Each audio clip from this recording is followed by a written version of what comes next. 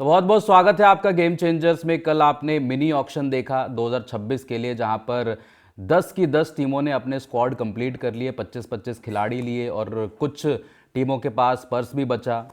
LSG के पास 5 करोड़ के आसपास बचा, पंजाब के पास 3.5 करोड़ रुपए बचा। लेकिन एक प्लेयर की जो चर्चा मिनी ऑक्शन में बहुत ज़्यादा हुई वो पंजाब किंग्स के थे पहले, लेकिन अब वो हो चुके हैं एलएसजी के। हम बात कर रहे हैं जॉश इंग्लिश की। क्या जॉश इंग्लिश ने पंजाब किंग्स के साथ गद्दारी करी है? क्या रिकी पॉन्टिंग से उन्होंने झूठ बोला, और झूठ ऐसा कि भाई मैं तो 4 मैचेस के लिए अवेलेबल हो पाऊंगा, मुझे आप रिलीज कर दो। लेकिन इससे पहले मैं आपको यह बता दूं कि जो जॉश इंग्लिश थे पिछले साल पंजाब किंग्स के साथ थे। 2 करोड़ उनका बेस प्राइस था और पंजाब किंग्स ने उनको 2 करोड़ 60 लाख रुपए में पिक किया था, यानी कि 60 लाख रुपए उनको ऊपर मिले थे उनके बेस प्राइस से। लेकिन जॉश इंग्लिश ठहरे भाई ऑस्ट्रेलियन, उन्होंने बोला कि भाई मैं इतने कम पैसों में क्यों मानूं भाई, है मेरे को तो ऑक्शन में ज़्यादा पैसे मिल सकते हैं। हालांकि देखो जॉश इंग्लिश का जो पिछला सीज़न था वो काफ़ी शानदार गया था पंजाब किंग्स के लिए। उन्होंने मैच जिताऊ पारियां उन्होंने खेली थी। नंबर 3 पर उनको प्रमोट भी किया गया था। श्रेयस अय्यर ने, सरपंच साहब ने अपना नंबर उनको दे दिया था और वहाँ से उन्होंने पंजाब किंग्स के लिए काफ़ी शानदार पारी खेली। अच्छे स्ट्राइक रेट पे उन्होंने वहाँ पे रन्स बनाए, जसप्रीत बुमराह को उन्होंने छक्के मारे और ये दिखाता था कि जॉश इंग्लिश कितने केपेबल खिलाड़ी हैं। एक विकेट कीपर ऑप्शन के तौर पर एक अच्छे बल्लेबाज हैं, तो ऑक्शन में उनको ज़्यादा पैसा मिल सकता था। लेकिन जब रिलीज़ खिलाड़ी की लिस्ट सामने आई थी, वहाँ पर 2 बड़े खिलाड़ी पंजाब किंग्स ने रिलीज़ किए थे, जिसमें मैक्सवेल और जॉश इंग्लिश का नाम था। मैक्सवेल का जो चलो ठीक है परफॉर्मेंस नहीं आ रही थी, आपने उनको रिलीज़ कर दिया, लेकिन जॉश इंग्लिश का जब रिलीज़ में नाम आया तो सारे लोग शॉक्ड हो गए थे। भाई जॉश इंग्लिश को क्यों आपने वहाँ पे रिलीज़ कर दिया? ठीक ठाक प्राइस में भी आपको मिल गए थे। लेकिन जब रिकी पॉन्टिंग ने वजह बताई तो उन्होंने बताया कि भाई जॉश इंग्लिश ने हमसे पहले ही बात कर ली थी कि वो इस सीज़न, यानी कि जो आने वाला सीज़न है 2026 का, उसके लिए अवेलेबल नहीं होंगे। फैमिली रीज़न का उन्होंने हवाला दिया था और ये बताया था कि मैं कुल 3-4 मैचेस ही खेल पाऊंगा, ऐसा उन्होंने बोला। तो रिकी पॉन्टिंग को भी लगा कि यार ठीक है, छोड़ देते हैं, इस सीज़न वो हमारे लिए मैचेस खेल ही नहीं पाएंगे और अगले का फिर देखेंगे। जब इसके अगले वाला जो होगा, फिर आपका जो बड़ा ऑक्शन होता है जिसे बोलते हैं मेगा ऑक्शन, वहाँ पे चीज़ें बदल जाती हैं, एक तरीके से नई टीम फॉर्म की जाती है, ज़्यादा प्लेयर आप रिटेन भी नहीं कर पाते, तो ऐसा कुछ था। लेकिन अब क्या हुआ? अब रिपोर्ट्स ये निकल के आ रही हैं कि भाई कल जब जॉश इंग्लिश को एलएसजी ने पिक किया, ये जानते हुए कि वो सिर्फ 4 मैचेस के लिए अवेलेबल हैं, उनको 6 करोड़ रुपए ज़्यादा अमाउंट मिला।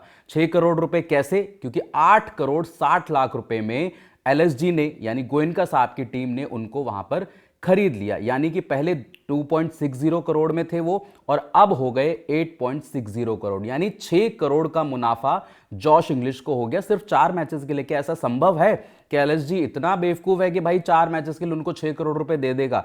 लेकिन अब सामने निकल के क्या आ रहा है कि उन्होंने जस्टिन लैंगर के साथ बातचीत करी और ये बोला कि भाई मैं पूरे सीजन के लिए अवेलेबल हूं। यानी कि उन्होंने एक पॉन्टिंग को धोखा देके जस्टिन लैंगर से हाथ मिला लिया। अब ये भी बड़ा अजीब लगा कि भाई एक ऑस्ट्रेलियन को धोखा देके दूसरे ऑस्ट्रेलियन से उन्होंने हाथ मिला लिया, तो भाई अब गद्दारी हो गई एक तरीके से पंजाब किंग्स के साथ, रिकी पॉन्टिंग के साथ और श्रेयस अय्यर के साथ, एक ऐसे कप्तान के साथ जिन्होंने अपना बैटिंग पोजीशन आपको ऊपर दिया और ये बताया कि भाई जॉश इंग्लिश हमारे लिए नंबर 3 पर अच्छा कर सकते हैं। और उन्होंने अच्छा किया भी, बैटिंग एबिलिटी पे कोई डाउट नहीं था। लेकिन यहां पर उन्होंने गेम कर दिया पंजाब किंग्स के साथ कि भाई झूठ बोल के कि भाई मैं अवेलेबल नहीं रहूंगा, और वहां पे उन्होंने एलएसजी के साथ वहां पे डील कर ली कि भाई मेरे ऑक्शन में आप मेरे ऊपर बिड लगाना, और उनको भी फायदा हुआ। और कौन नहीं चाहेगा कि भाई ऑक्शन में जाए और उनको ज़्यादा पैसे मिले। तो जॉश इंग्लिश का माइंडसेट एकदम क्लियर था कि भाई मैं जिस एबिलिटी का खिलाड़ी हूं, मैं जिस फॉर्म में खेल रहा हूं, ऑस्ट्रेलिया का आप देखो कि तीनों फॉर्मेट में उनका एक तरीके से पूरा नाम आता है कि भाई रेड बॉल फॉर्मेट हो, वाइट बॉल फॉर्मेट हो, T20 हो, टेस्ट हो, सभी में वो अच्छा भी कर रहे हैं, एशेज भी अभी खेल रहे हैं।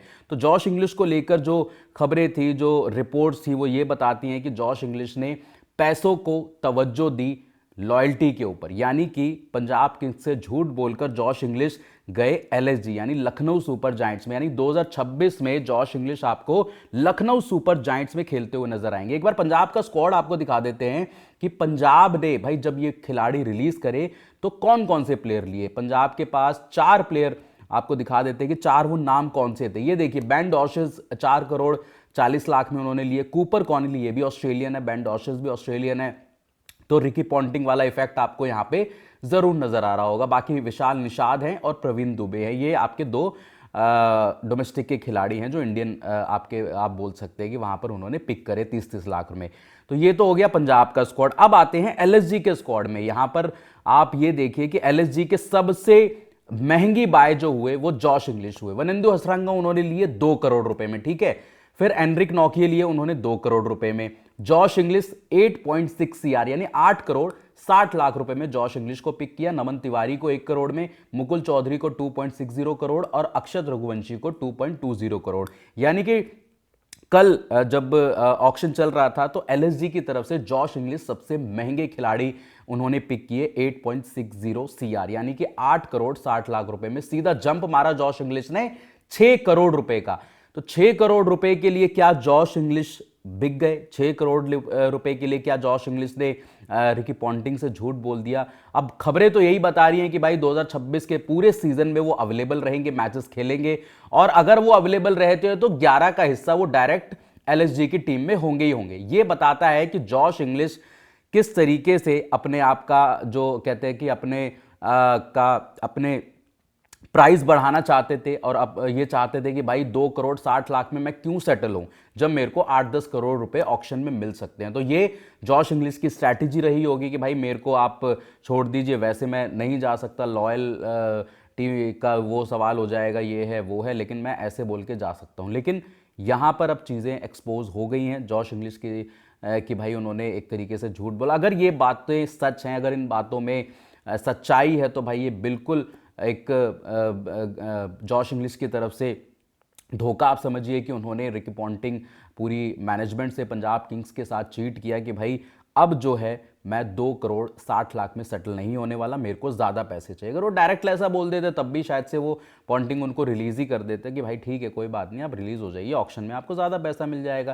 लेकिन झूठ बोलने की क्या ज़रूरत थी कि भाई नहीं, मैं 2 करोड़ 60 लाख में सेटल नहीं होऊंगा, मेरे को 8-10 करोड़ रुपए चाहिए और मेरे को आप रिलीज़ कर दीजिए, तो ऐसा भी हो जाता। लेकिन ऐसा उन्होंने नहीं किया। उन्होंने बोला कि भाई फैमिली का कुछ रीज़न है, मेरे को आप छोड़ दीजिए, मैं 2026 का आईपीएल नहीं खेल पाऊंगा।